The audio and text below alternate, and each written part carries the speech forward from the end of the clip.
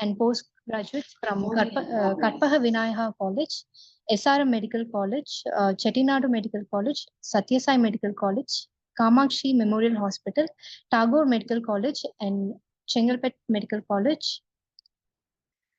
I invite on Dr. Geetanjali from Melmarvathur Medical College to start her presentation.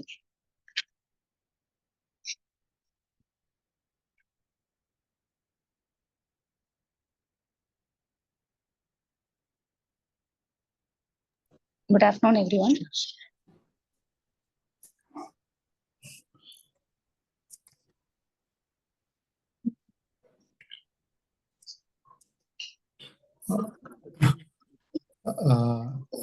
Good morning, Shivami Sundari Madam. Good morning and warm welcomes to all the IAPNs. Good morning, sir.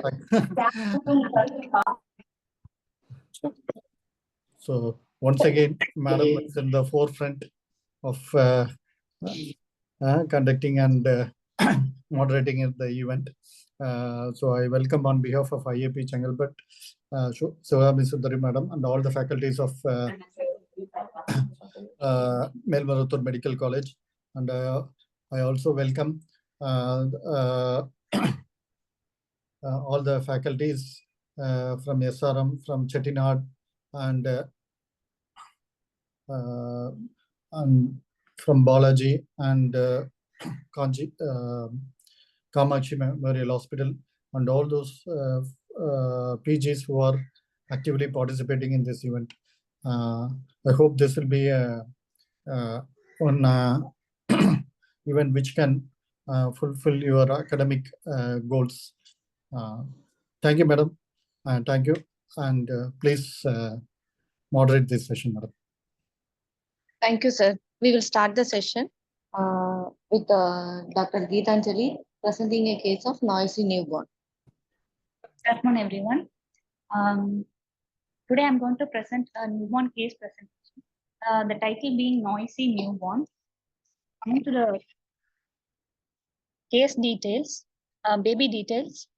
Baby of Sandhya, born on 16th of August with birth weight of 3.8 kgs, admitted on 16th and date of discharge is 20th of August. Duration of stay in hospital is 5 days. Antenatal history, mother is a 23-year-old primary gravida who conceived spontaneously. She was booked and immunized in a primary healthcare center near to her residence. She had regular antenatal visits and antenatal period was uneventful and scans taken antenatally were normal. Coming to birth history, the baby was term 38 weeks 5 days, female baby, delivered by normal vaginal delivery on 16/8/24 at 12:34 a.m.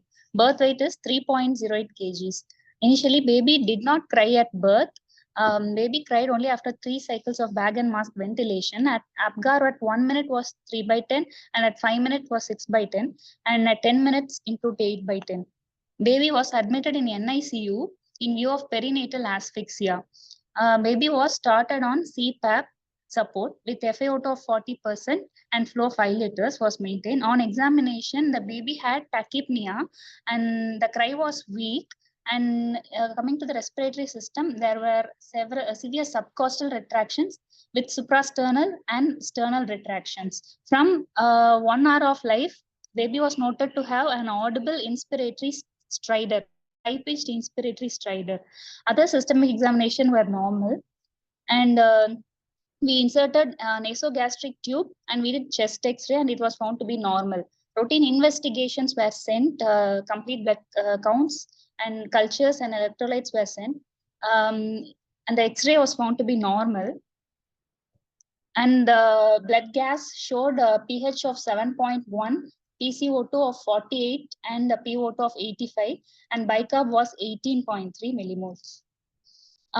Baby was started on IV fluids and prophylactically we started on antibiotics injection cefotaxime and amikacin and UVC was inserted. Baby was continued on CPAP and was maintaining saturation in CPAP. Intermittently, baby was noted to have marked sternal subcostal retractions and inspiratory stridor was noted. At 12 hours of life, baby had 1 episode of posturing of upper limbs. Metabolic parameters were checked, blood sugars were checked, it was normal. We sent serum calcium samples and we gave a phenobarbital loading dose. After which the baby had no further episodes of seizures and baby was started on calcium maintenance intravenously. The investigations at 48 hours, the thyroid levels were normal and the CRP was 13 and calcium was 7.8 and counts were normal. And we did echo which showed tiny PFO with left to right shunt. Blood culture on day 4, it was negative. On day 2 of life, baby continued to be on CPAP support. The vitals were stable, but the inspiratory stridor were present and the retractions were markedly increasing. Initially, it was present only during crying, but on day 2, the retractions and stridor were noticed to be present more frequently. So in view of which we suspected an airway malformation and we got ENT opinion. And coming to the tube feed, we started nasogastric tube feeds by day 2, minimal feeds were started. And on day 3, we weaned to oxygen by food and baby was able to maintain saturation. The tachypnea was settled, but the retractions and stridor kept persisting. So we got ENT opinion in view of suspected airway malformation and they advised intermittent prone positioning and observation considering the possibility of laryngomalacia. Minimal tube feeds were continued. On day 4, baby was maintaining saturation in oxygen food, no tachypnea, but the retractions and stridor persisting. At 99 hours, baby had one episode of apnea and revived with bag and mask, following which the CPAP was restarted and baby was continued on CPAP. On day 5, in view of persistent stridor and inability to wean from respiratory support and severe subcostal sternal retractions, suspecting an airway malformation, we referred the baby for bronchoscopic evaluation outside. So baby was received at KKCTH, Chennai, and baby was continued on CPAP support. Bronchoscopic evaluation was done there and baby was diagnosed to have type 1 laryngomalacia, for which they advised only conservative management and baby was kept on CPAP till day 8 of life. After which baby was weaned to HFNC and HFNC needed for the next 4 days. Then the baby was weaned to room air by day 13 of life and the baby was maintaining in room air for 4 days, after which the baby was discharged on day 16 of life with the NG tube feeds advised. And they also started proton pump inhibitor therapy for the baby and they advised to continue tube feeds till 1 month of life, after which they advised follow. So this is their discharge summary with showing type 1 laryngomalacia and the baby was advised tube feeds till 1 month of age.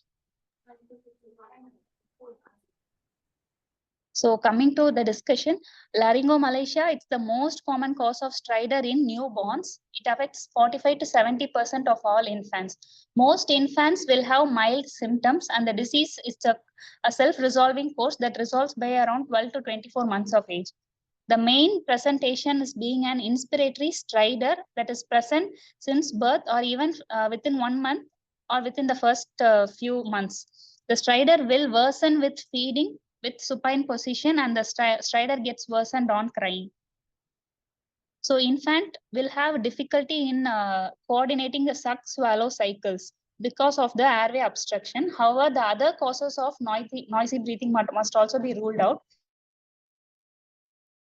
In long term, the baby can develop gastroesophageal reflux disease. So the presentation, inspiratory stridor can present from birth or within the first few weeks. The stridor is usually high-pitched and there are marked sternal and subcostal retractions. The stridor is usually overwhelming to parents and caregivers.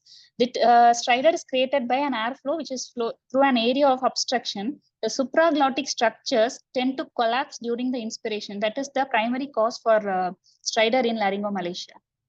Other differential diagnosis, the other common causes of stridor in newborn, which includes congenital subglottic stenosis, vocal cord paralysis, tracheomalacia, and bronchomalacia.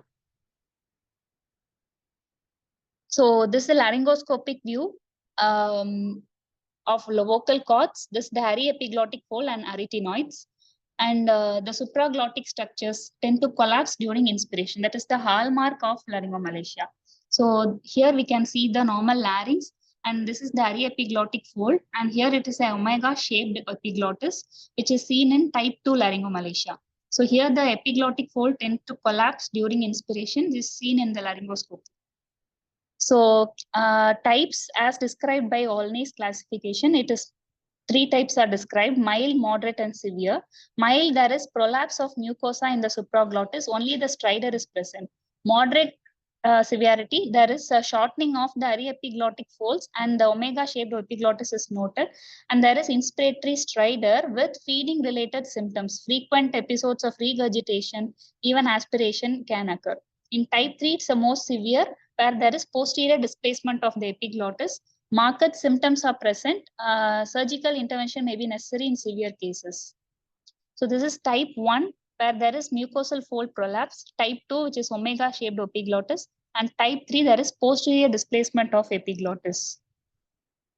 So theories behind laryngomalacia which has been suggested are anatomic, cartilaginous, and neurogenic theory. Anatomic is the abnormal placement of the flaccid tissue in the larynx, which causes the stridor. Immature laryngeal cartilages are one of the cause, and any underdeveloped or abnormal peripheral central nervous system mechanism. And one more mechanism suggested is that the laryngeal adductor reflex, which is a normal reflex present in newborn, mediated by superior laryngeal and vagus nerve. So the action is closure of glottis and inhibition of respiration. Any alteration in this pathway can lead to symptoms of laryngomalacia. Most commonly, it's diagnosed with flexible laryngoscopy. It can be done even in an awake infant. The supraglottic tissue tends to collapse and it obstructs the larynx. It causes the inspiratory stridor. So this is the flexible fiber optic laryngoscopy. Here we can see the true vocal cords. This is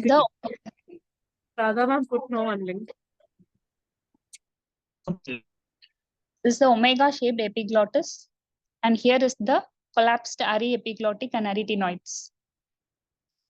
So common findings seen are omega shaped epiglottis, any shortening of the distance between arytenoids and epiglottis. Coming to the management, mild cases, up to 72% of the infants can have resolution of symptoms by 1 year of age. So conservative treatment, we can advise the mother to feed in an upright position. We can start on acid suppression therapy like proton pump inhibitors or H2 blockers.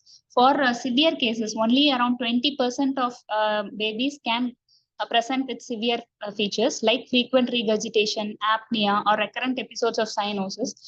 They should be advised tube feeds, and then they should be followed up regularly. So the mainstay for surgical intervention is supraglottoplasty, where the obstructing tissue is removed through an endoscope. Indications for surgery include severe cases who are not able to maintain saturation and chronic hypoxia, severe cases with recurrent cyanosis, apnea, aspiration episodes, and even failure to thrive. In a nutshell, this term baby initially presented with respiratory distress and high-pitched inspiratory stridor. Baby needed prolonged oxygen support, needed prolonged assisted feeding technique. This kind of presentation with laryngomalacia is quite rare. So we have to carefully monitor such babies, and need for regular follow-up and identification of complications is necessary. Thank you. So now the topic is open for discussion. Any questions?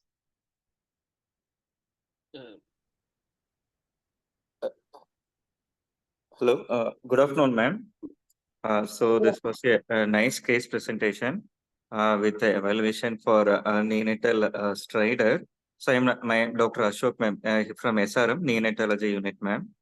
The initial stridor part and baby was on tube feeding, and the nice presentation, and we have diagnosis also was made by confirmation with the bronchoscopy and the flexible laryngoscopy. So what are the, as you told, most of the laryngomalacia is mainly asymptomatic, or just mild stridor may be there. Only a few may require that bronchoscopic evaluation. What are the indications to do? Yes, this is stridor, because majority of the stridor, as you told, around 70 to 80% is because of laryngomalacia. what are the indications to do this flexible laryngoscopy? Whether it is to be done for all? No, sir. Initially, we have to watch whether the baby is able to Correct. maintain saturation in room air, whether Correct, prolonged correct. oxygen support is needed. Correct. Correct. In such cases, we have to evaluate the cause for Correct. So there is this, yeah, very good. So there is a algorithm called SPECS algorithm, SPECS, SPECS algorithm. So if the severity of distress respiratory effort that is increasing, then you will have to consider, or progression. That is, the stridor is getting on increasing and it is not, the severity of stridor is increasing, or eating difficulties. That is, baby is having, as I told, a reflex, vomiting, or poor weight gain is there. And the cyanosis, as I told, oxygen requirement is there and we are not able to wean off the oxygen. And sleep disturbance. That is, baby is not able to have continuous sleep and there is stridor severity during the sleep also. Then definitely this endoscopic evaluation, that flexible endoscope, that is needed, and you have correctly done, and we have established the you have correctly established the diagnosis. So congrats. Yeah. So and, what is you told that role of acid suppressants also is there in this case? Yeah. Yes. Yes. Okay, ma'am. So that was a good presentation. Thank you, ma'am. Thank you, ma'am. Thank you, Ashok sir, for your valuable input. Yes, ma'am. Sir, sir, only it was good presentation, but how to correlate the type 1 laryngomalacia with the severe symptoms, doctor? Any reason, like even type 1 can present with so much problems? Yes. So for this case, they have advised only conservative management. The severe symptoms, the child was on O2, then followed by nasogastric tube. Till 2 months, it was a nasogastric tube feeding, sir. And a proton pump inhibitor also given. Till 2 months, ma'am. Yes, sir. We Like, had followed that. but type 1 is milder variant, no? So even type 1 will cause so much problems, right? Yes, sir. Yes, sir. That was That's why that was we presented this case because it is quite rare to have this much symptoms at birth with type 1. Okay, okay. Thank you, ma'am. Nice presentation. Nice learning point, actually. Okay, thank you. Thank you, sir. Thank you, sir, for your valuable inputs. And Now I call upon Dr. Ashmita from Chettinad Hospital and Research Institute to present the case.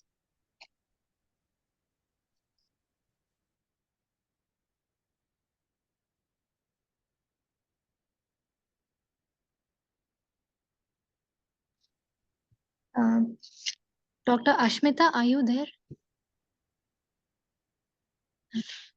Yes, ma'am.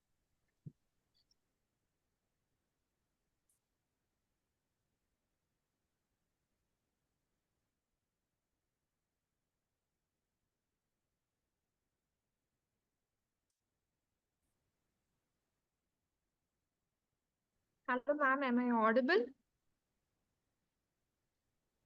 yes, ma'am. Yeah, doctor. Yes. Good afternoon. I'm Ashmita, second year postgraduate from Chettinad Hospital and Research Institute. I'll be presenting a case on navigating the complexities of delayed milestones. So, a 2.5-year-old male child had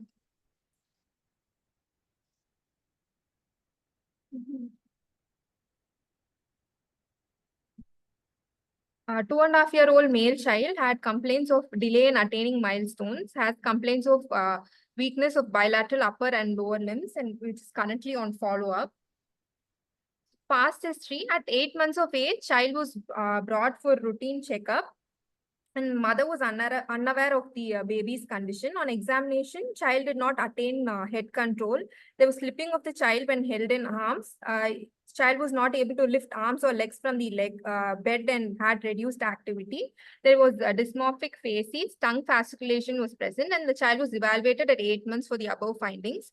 So the evaluation will be discussed later. Apart from this, child has history of febrile seizure at 1.5 and 2 years of age. Child was admitted once for bronchopneumonia at 1 year of age. Treatment history, child is currently on thyroxine and physiotherapy. Antenatal history, there was history of decreased fetal movements at third trimester. Otherwise, natal history was uneventful. Child was immunized till 1.5 years of age, and family history was non-significant. Developmental histories, child has global developmental delay. So anthropometry, child had moderate acute malnutrition and severe microcephaly. On examination, child was alert, active, and afebrile. On head-to-toe examination, child had dysmorphic facies with plagiocephaly, microcephaly, low set ears, flat nasal bridge, hypertelorism. Child also had widely spaced nipples and pectus carinatum. The vitals were stable. This is the picture showing plagiocephaly and low set ears, and also had flat nasal bridge and hypertelorism. On CNS examination, cranial nerve examination was normal, and motor system, bulk, there was symmetrical but mild wasting was present. Tone, there was hypotonia on all 4 limbs. Power, best observed power was 3/5, and deep tendon reflexes were diminished, and bilateral plantar was flexor. Other system examination was normal. So evaluation done at 8 months of age, suspecting hypotonia of infancy, probably spinal muscular atrophy.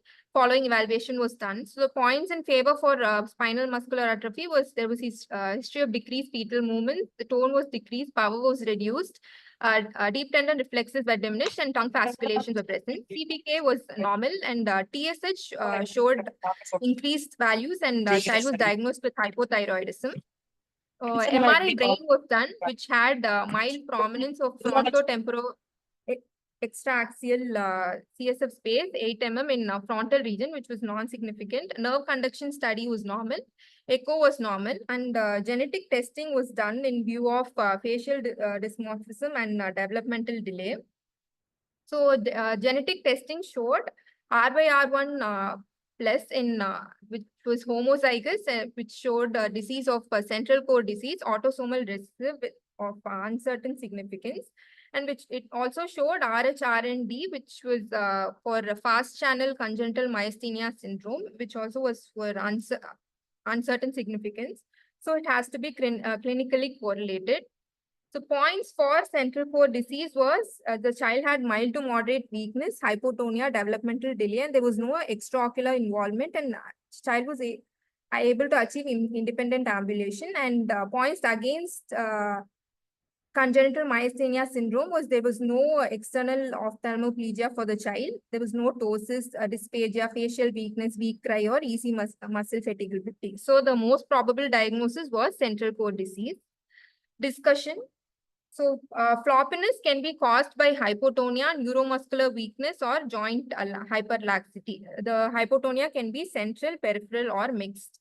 So central hypotonia is caused due to central nervous system causes, and peripheral is due to motor neuron, nerve, neuromuscular junction, and muscle disorders.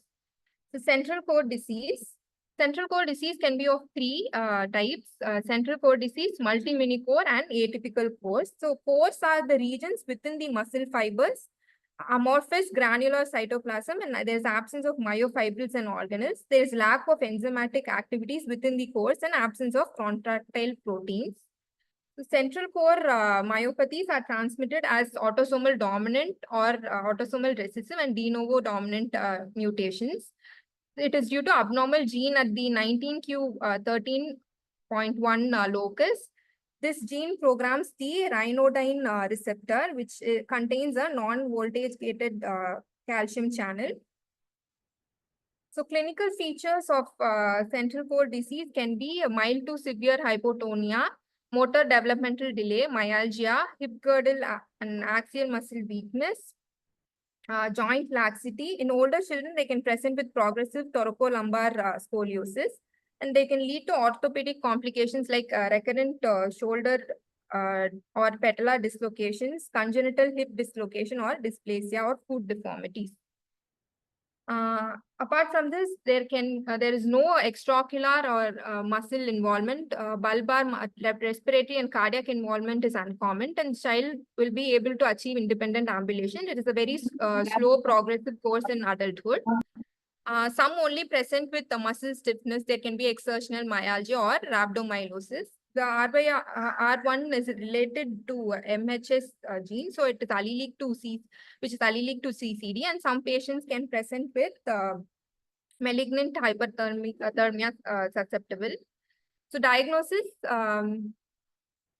So the clinical and pathological overlaps can be there. So combination of detailed clinical and laboratory evaluation should be done. Serum CK values are usually normal. Muscle imaging, USG and MRI can be done. EMG and nerve conduction studies can be done to rule out other denervation disorders. Early muscle biopsy shows almost to no changes. The pathological hallmark of central core disease are demarcated cores. This picture shows central cores, and genetic testing can be done. So principles of management, treatment for core myopathies is symptomatic. Physiotherapy should be given, respiratory support, feeding, management of GER, evaluation and treatment if cardiac dysfunction is present. Later, there should be prevention and correction of scoliosis, prevention and prompt treatment of respiratory infections, and follow-up of general development and stimulation of learning. So current milestones of this child is with regular physiotherapy, this child is now able to walk with support in a year and she able to play a simple ball game and scribbles. Developmental surveillance. So developmental surveillance is done to identify children at risk for developmental delay at every health supervision visit. And developmental screening should be done at 9, 18, 30 and 48 month well child visits with neurological examination with emphasis on assessment of muscle tone. So why should we do developmental surveillance? So 1 in 6 children aged between 3 to 17 years have developmental disabilities, and many children with developmental disability are identified until after, not identified until after starting school. So few neuromuscular diseases for which treatments are available, outcomes may be improved when therapy is implemented early. So these were my references. Thank you.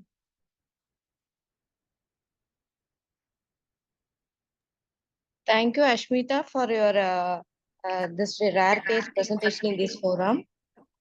The topic is open for discussion now. Any questions? Good afternoon, Dr. Jayashree here. Yes, We ma'am. wanted to present this particular case for 3 things. First is to emphasize the importance of developmental surveillance. We always quote that it should be done at so many weeks, but many a times this gets missed out, as happened in this particular child also.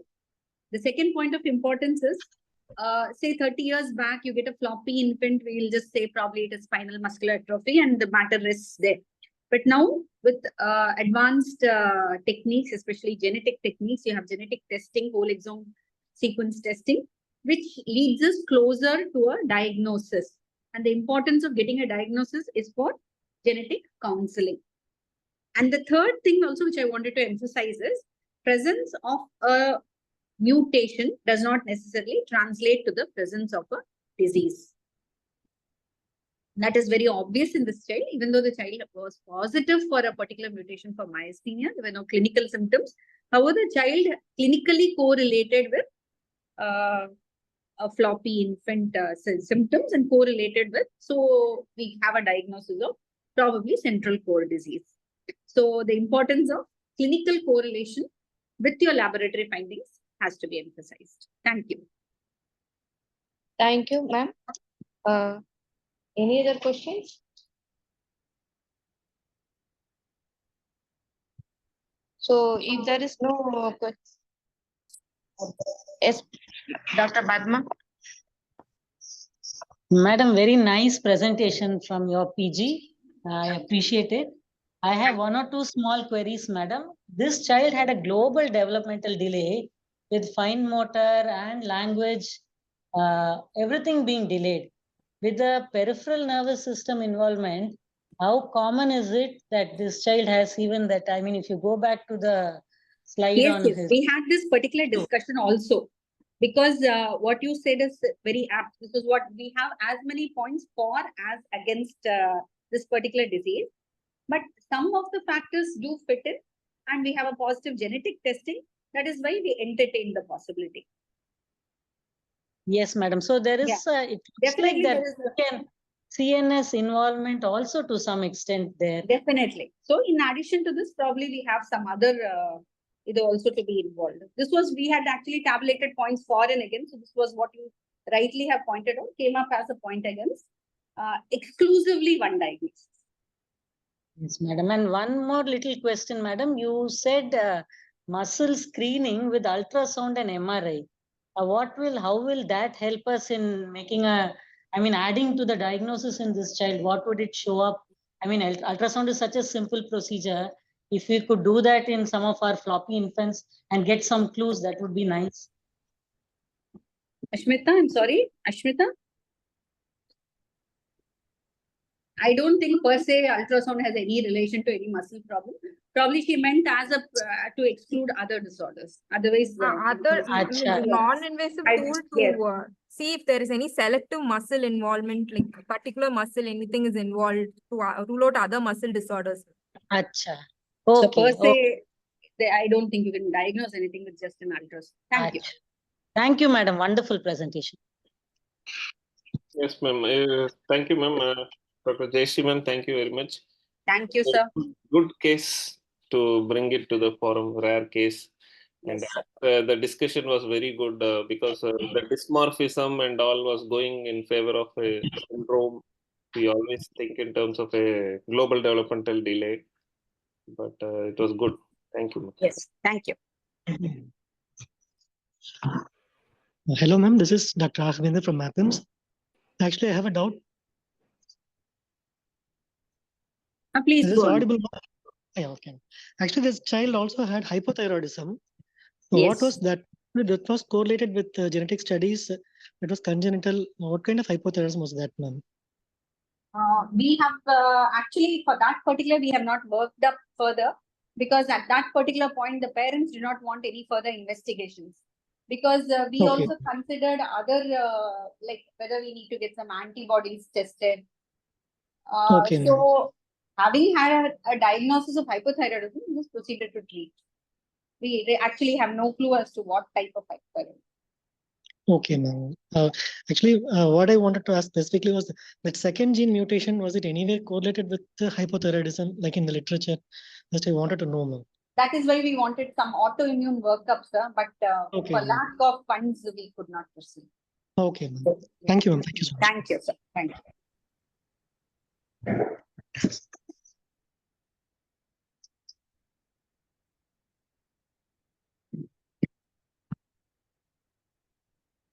Now I call upon Dr. Reshma Suresh from Dr. Kamakshi Memorial Hospital to present the case.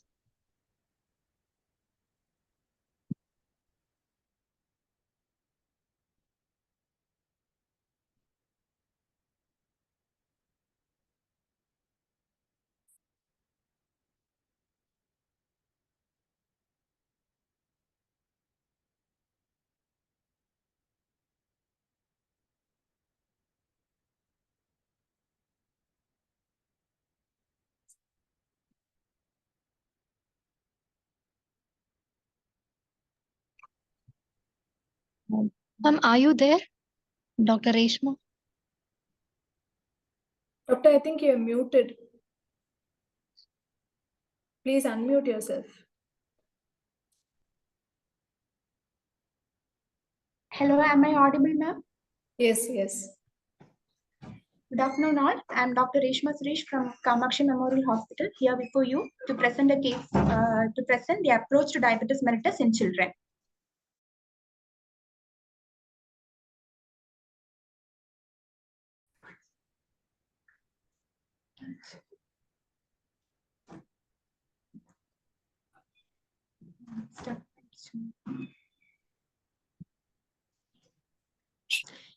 Chief complaints.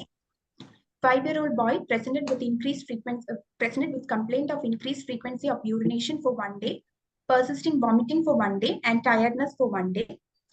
On detailing the present history, the child was brought to the pediatric ER by mother with complaint of persistent vomiting and increased frequency of urination for 1 day, tiredness since morning, weight loss was noted, increased appetite for 1 week, no history of recent fever and abdominal pain. Past history, no similar illness in the past, no history of recent viral infections, no history of thyroid diseases. Coming to the family history, there was family history of type 2 diabetes mellitus in grandparents. Maternal grandfather was on insulin and paternal grandmother was on OHA. Coming to the birth history, was male child born to hypothyroid mother, non-consanguineous marriage, full-term normal vaginal delivery. Birth weight was 3.426 kg, cried immediately after birth. There was history of neonatal jaundice for which he received phototherapy.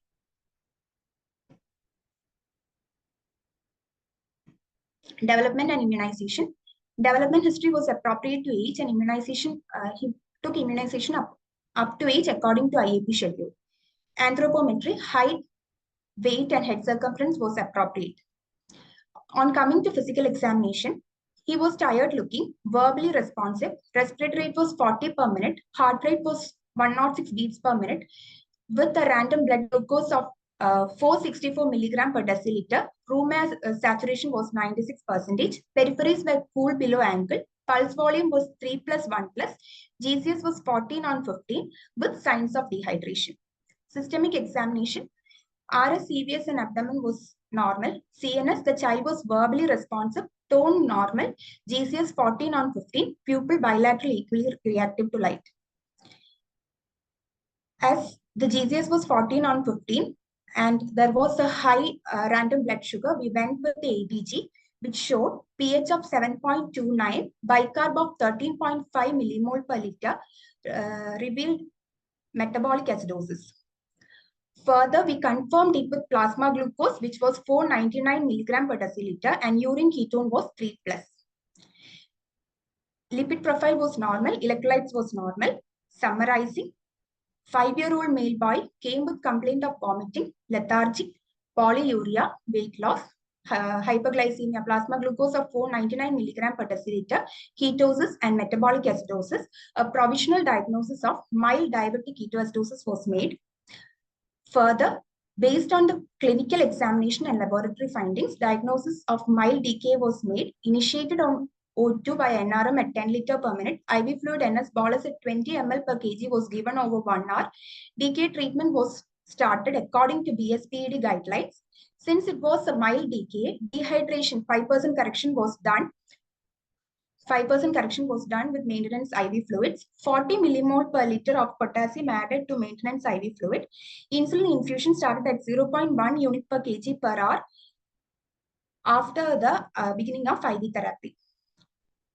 Vitals, GCS, GRBS, blood gas, urine ketone, serum electrolyte monitored at regular interval. Insulin infusion was changed to subcutaneous insulin according to basal bolus regimen as his acidosis and ketosis normalized.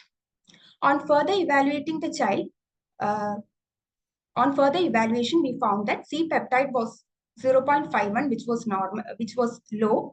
Insulin was low. Anti-GAD antibody, islet cell antibody, and zinc transporter 8 was positive.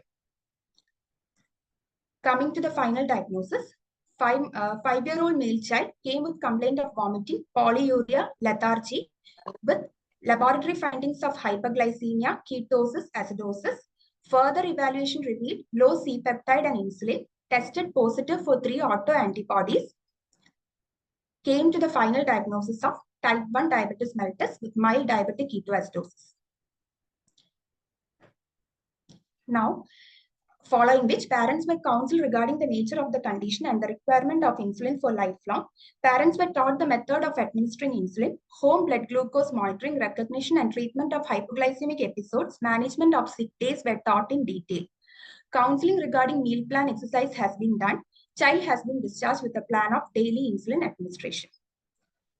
Now, coming to the subject proper, diabetes mellitus. The term diabetes mellitus describes a complex metabolic disorder characterized by chronic hyperglycemia resulting from the defect of insulin secretion, insulin action, or both. Diagnosis is mainly based on the clinical symptoms and biochemical abnormality. Both should be present while making the diagnosis of diabetes mellitus.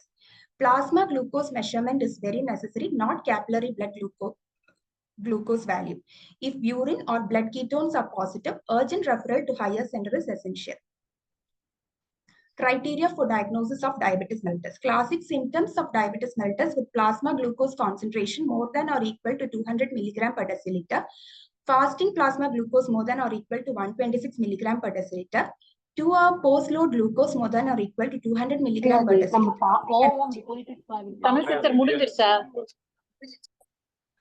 HbA1c more than or equal to 6.5%. Mostly, the presentation will be characterized by polyuria, polydipsia, nocturia, enuresis, weight loss. There will be behavioral disturbances including reduced school performance, blurred vision, impairment of growth and susceptibility to infections noted. In most severe forms, present as ketoacidosis or non-ketotic hyperosmolar syndrome and lead to stupor, coma, and in the absence of effective treatment, even death can occur. Classifying diabetes mellitus. Diabetes mellitus can be classified into polygenic and monogenic. Polygenic, 95% occurrence of polygenic. Monogenic, 1 to 6%. Polygenic is further divided into type 1 diabetes mellitus, type 2 diabetes mellitus, and gestational diabetes mellitus.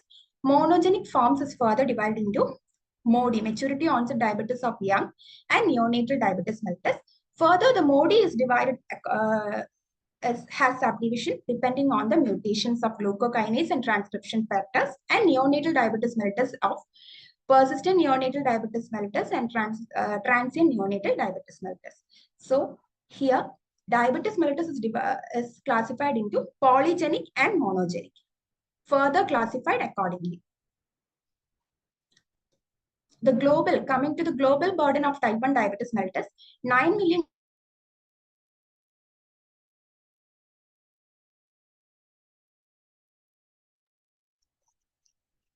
Ma'am, you're not audible.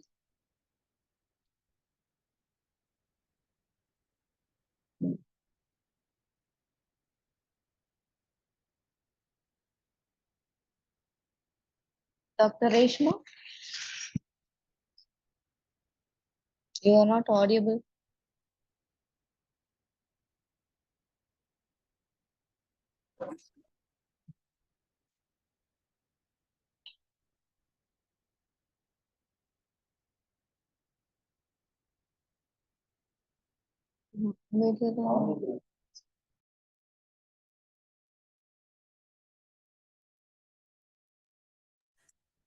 It seems that they have some network issues, so maybe we'll wait for a few more minutes and see now. Yes, ma'am.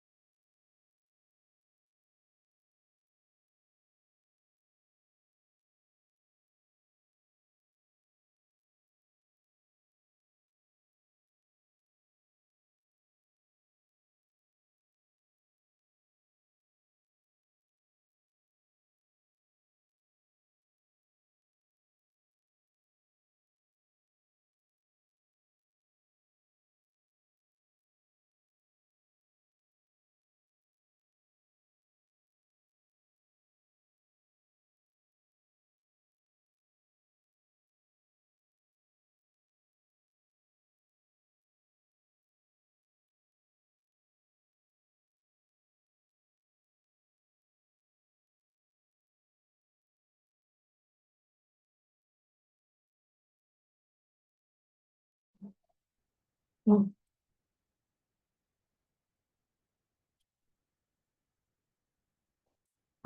I continue the presentation? Ma'am, can I continue the presentation, ma'am? Yeah, doctor. Yeah, you can continue.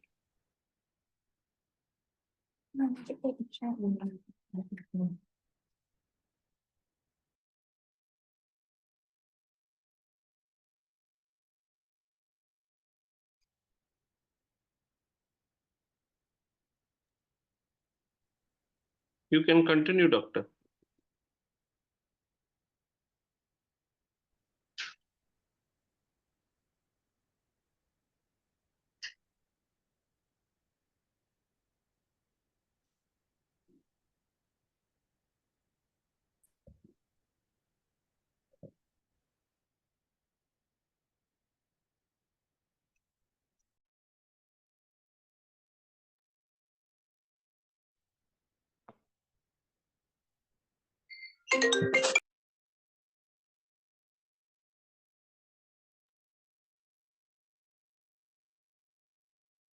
Ma'am நான் share பண்ண முடியல ma'am.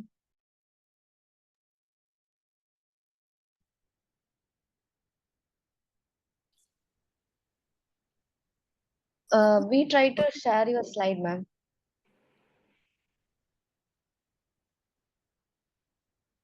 Diabetes.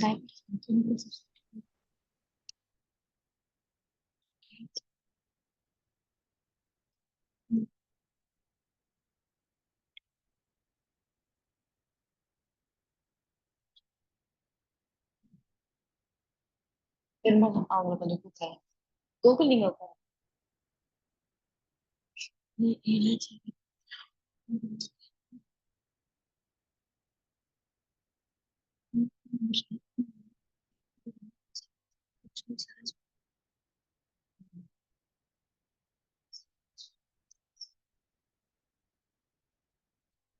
Enable editing.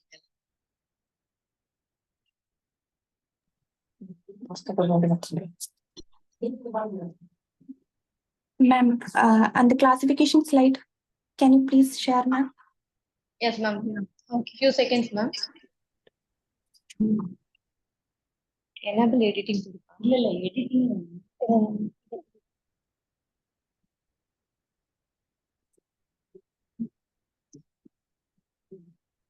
Classification.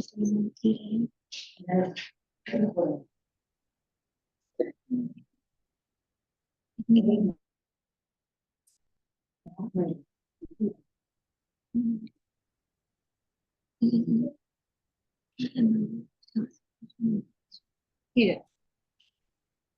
Ma'am, it is, no, ma'am. It's up, ma'am. First classification, ma'am. Again, ma'am, that 28th slide, ma'am. 28th slide. 28.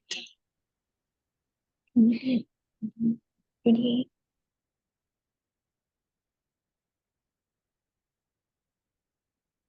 Twenty-eighth, ma'am. Yes, please. 27th slide only. Yeah. Please put that on slideshow if that's possible. So, diabetes mellitus. Diabetes mellitus is classified into polygenic and monogenic form, as we have already described. It is again divided into type 1, type 2, and gestational. Monogenic is divided into MODY and neonatal diabetes mellitus. MODY is again divided by, yes, ma'am. Yes, ma'am. MODY is again divided based on glucokinase.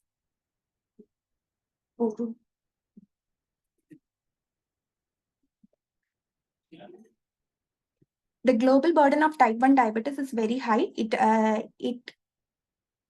It is 9 million children and adults have type 1 diabetes, and 14,76,000 children have type 1 diabetes. 38% of all newly diagnosed type 1 diabetes patients are children under 20 years of age. 1,75,000 deaths per year occur due to type 1 diabetes mellitus. In case of monogenic diabetes, accounts for 1 to 5% of diabetic cases worldwide. Now, coming to type 1 diabetes, it is due to the autoimmune destruction of the beta cells. The main targets are glutamic acid decarboxylase 65, tyrosine phosphatase like insulinoma antigen 2, insulin autoantibodies, and cell-specific zinc transporter 8 autoantibody.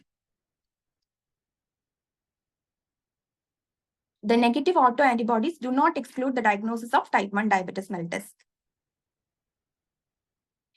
Coming to the pathophysiology of type 1 diabetes mellitus, genetic, environment, and infectious factors together cause the activation of T helper cells, T1 helper cells, causing the release of cytokines, inflammation of beta cells, which causes the progressive destruction of beta cells, which indeed will cause near absolute endogenous insulin deficiency, and which will lead to type 1 diabetes mellitus, and exogenous insulin supply will be necessary. Goals of therapy. Coming to the main goal of therapy is to prevent acute complications such as diabetes ketoacidosis and hypoglycemia, prevention of long-term complications, and achieving good quality of life, achieve normal growth and development.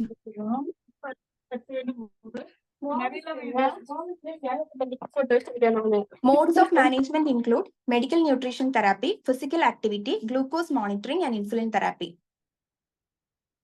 A small note on insulin. Once in use, insulin can be stored in room temperature for 4 weeks or at 4 to 8 degrees Celsius in the refrigerator for 3 months. Can be self-injected by children more than 8 years of age and by parents in the rest. Subcutaneously injected in the anterolateral thigh or the anterior abdominal wall. Deltoid region is not ideal for children. Rotation of injection site is necessary to prevent hypolipotrophy.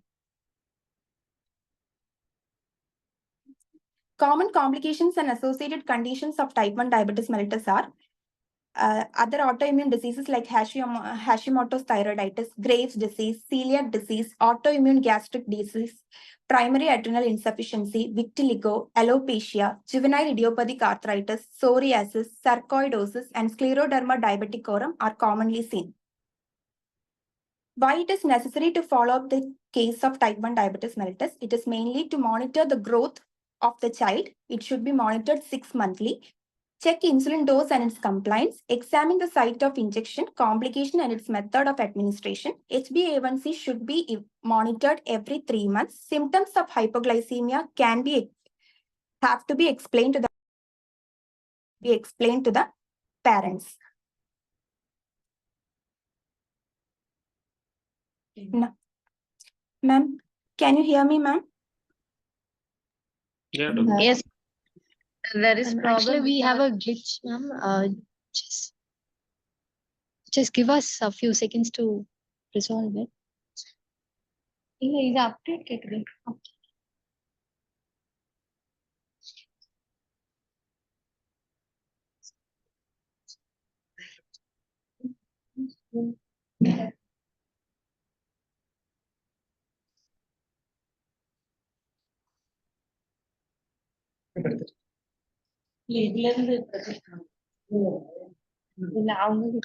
Ma'am, meanwhile, can you try from your side, ma'am?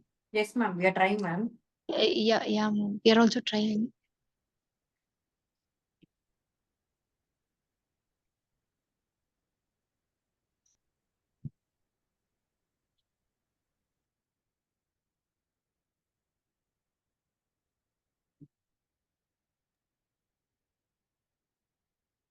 How many slides more left, Doctor?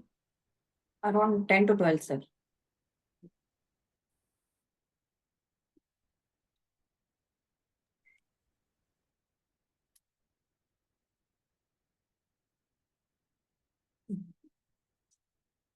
Ma'am, we have joined in the system, ma'am.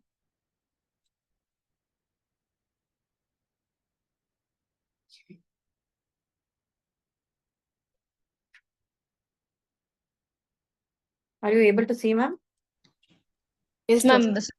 Yes, ma'am. Yes.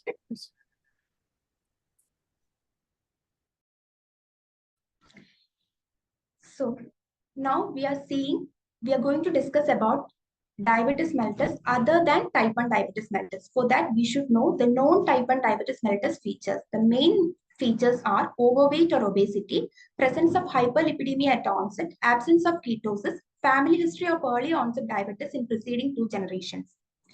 So, when to suspect that is type 1 diabetes mellitus was polygenic varied. Now, when to suspect the monogenic diabetes? When when the presentation of age is less than 6 months, 6 to 12 months with no evidence of autoimmunity, presence of other features like congenital defects or unusual family history of diabetes in one parent or first degree relative, preserved beta cell function with low insulin requirement, then we should surely suspect monogenic diabetes. So the two main forms of monogenic diabetes I am discussing here is MODY and neonatal diabetes. Then now coming to MODY. MODY stands for maturity onset diabetes of the young. MODY is caused by mutation in a single gene.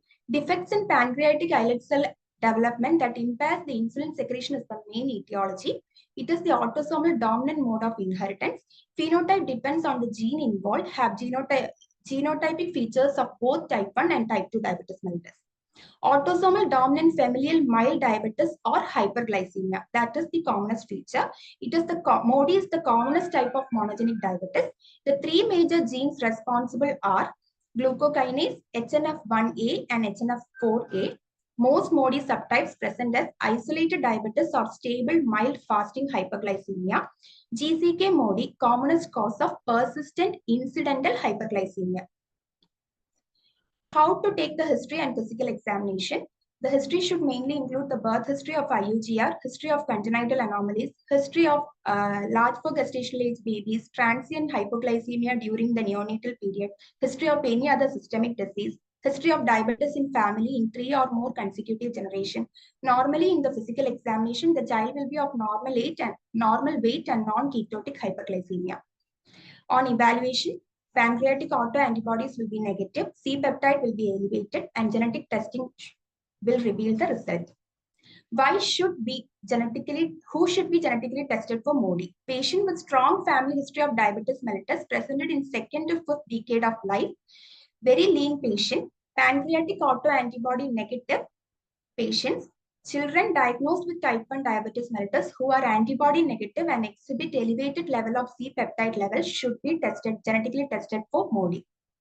Treatment. Genetic subtype is important in understanding the treatment and prognosis. MODY2, that is GCK, MODY due to mutation in GCK can be treated with lifestyle and dietary modification. MODY3, HNF1 and HNF4A mutation responds well to sulfonylureas. MODY5, HNF1B mutation responds well to insulin. So the second monogenic diabetes discussing here is neonatal diabetes. Coming to neonatal diabetes, all infants diagnosed with diabetes mellitus less than 6 months should have genetic testing for a monogenic cause regardless of islet autoantibody status. Neonatal diabetes mellitus is subclassified into transient neonatal diabetes mellitus and persistent neonatal diabetes mellitus. The presenting features will be intrauterine growth retardation is most common, volume depletion will be there, profound hypoglycemia is noted, glycosuria, polyuria and ketonuria will be present. Transient neonatal diabetes mellitus, it is due to the abnormalities in imprinted region on chromosome 6q24. Affected ones are born with severe IUGR and macroglossia. There will be severe non-ketotic hyperglycemia will be seen very early. Initially require insulin, later respond to OHA. Relapse occurs in 50 to 60% of cases. Next, in neonatal diabetes, we have discussed transient neonatal diabetes mellitus. Now, persistent neonatal diabetes mellitus, it is due to KCNJ11 mutation and ABCC8 mutation. Severity of IUGR and age of onset is same as transient neonatal diabetes mellitus. Treatment with sulfonylureas improves hyperglycemia in persistent neonatal diabetes mellitus. So, summarizing, when we have a patient of diabetes mellitus of age less than 25 years, and if that patient is less than 6 months, we must go for genetic testing for neonatal diabetes mellitus. If it is positive, then we can confirm the diagnosis of neonatal diabetes mellitus. Next, if coming according to the presentation or during presentation, if there is abrupt onset of ketosis, no obesity, insulin deficiency is present with positive beta cell antibody, then we can come to a diagnosis of type 1 diabetes mellitus. If there is obesity, insulin resistance, and negative beta cell antibody, then we can come to a diagnosis of type 2 diabetes mellitus. If there is obesity, if there is no obesity, negative beta cell antibody, young onset diabetes mellitus in preceding 2 generation, then go for genetic test for MODY, then we can confirm the diagnosis of MODY. This is how we can differentiate between various types of diabetes mellitus. Summarizing the treatment of monogenic diabetes mellitus, we all know the treatment of type 1 diabetes mellitus, that is insulin. We want to know the treatment of monogenic diabetes mellitus.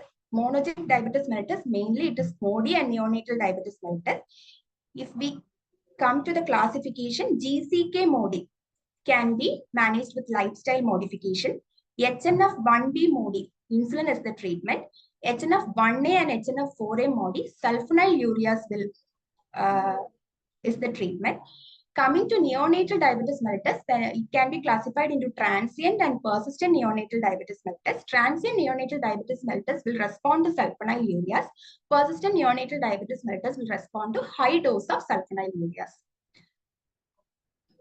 So, classification of the type of diabetes is of utmost importance. Diagnosis helps predict the expected clinical course and guides the most appropriate management.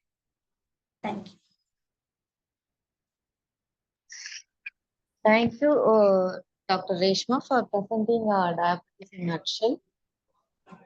Any questions? Excuse me, ma'am. We are not able to hear you.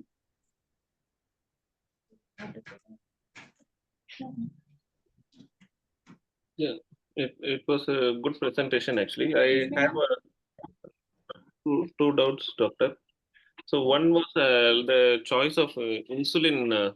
Actually, we have chosen 0.1 unit per kg per hour, right, for mild diabetes. Should we try for 0.0 because now protocol says we come down on the insulin, na? So why 0.1? Why not 0.05 unit? Dr. Prahada, sir, I'm the consultant pediatrician. Sir, this is according to the BSPD guidelines, but yes, we started with 0.1 and we tapered down to 0.05 regarding a response, sir. It was altered. In fact, we gave 0.03 units before we stopped. We gave very less insulin, sir. Okay. And for mild decay also, we give the bolus for 1 hour or any other reason we give the bolus. According to the BSPD guidelines, this is according to the British Society, sir. All shocked patients receive bolus, sir, 20 ml per kg. All other patients of DKA get the normal bolus which we give, sir, even if they are not shocked. That's what the guidelines say. It is just end to end that we have followed the guidelines, sir. Yeah, okay. And if they are affordable, like any plan for insulin pump and continuous glucose monitoring, because they might be affordable. Yes, right? sir. Last time we saw the patient, the child himself is actually picking himself to look for the glucose and giving insulin himself, sir. So he's under follow-up with our endocrinologist, and yes, there is a plan for CGM, sir. Yes, sir. Thank you. Thank you, ma'am. Thank you. Hello, ma'am. This is Dr. Arvind from MAPMS.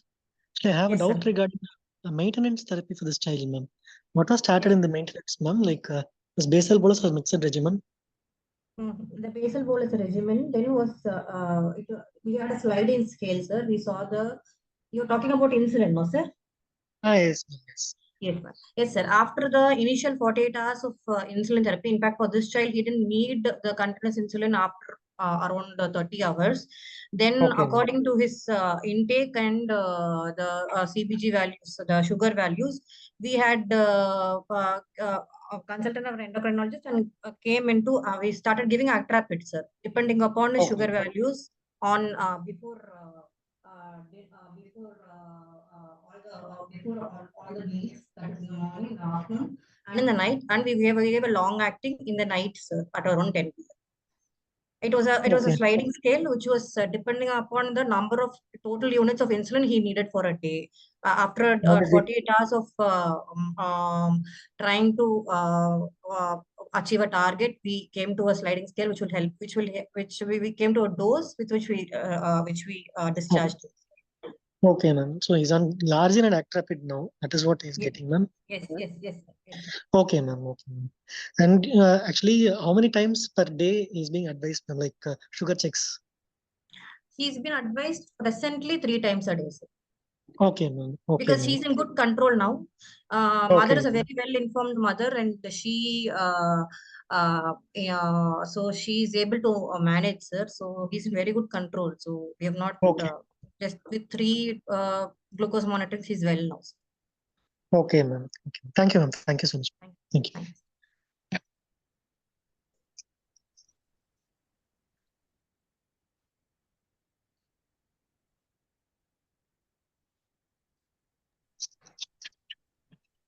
Any other questions?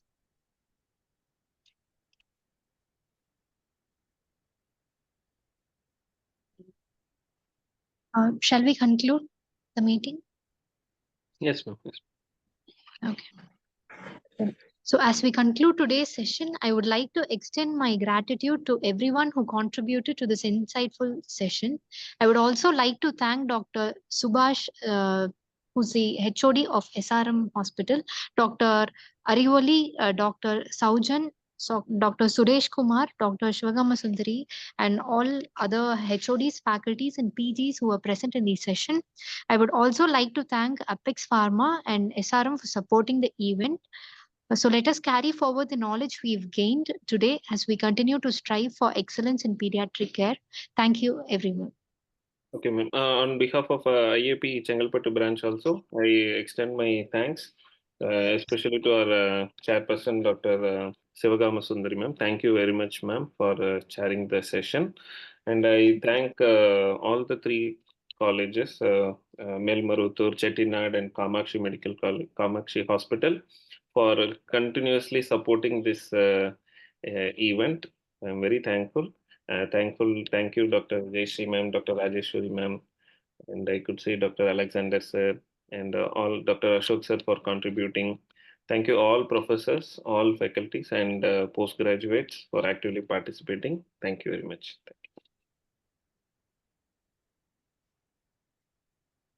Thank you.